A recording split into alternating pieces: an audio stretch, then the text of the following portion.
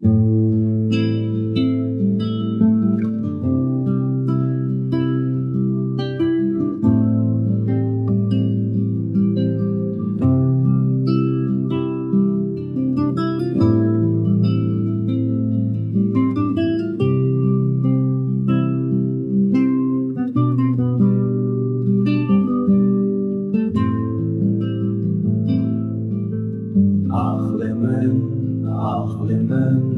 içiyor deştanlı geriye Vere brayımın, vere cemmin Ezin asnami hoş terebe bijin Tekin da dilim ruban Bukun dahi testramin me kuştin Lusungi te zmani belengaz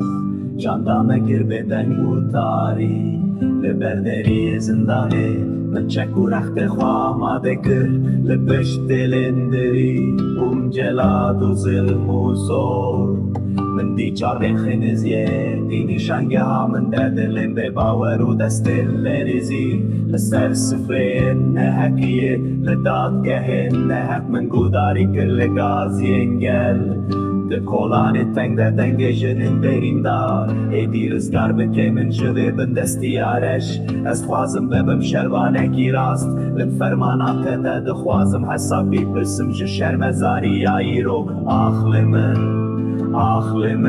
liçiya deştan min lê geriya Were brayê min, were cem min Ez ê nasnameyê xweş terebe bêjim Tekin da dilê mirovan Bikun daxê te stranên me kuştin Bi sungî te zimanê belengaz Çanda me kir bê deng û tarî Li ber deriyê zindanê Min çek û rextê xwama dikir Li pişt dilên dirî celad û zilm û zor Min dî çavên xêneziyê dînî şengeha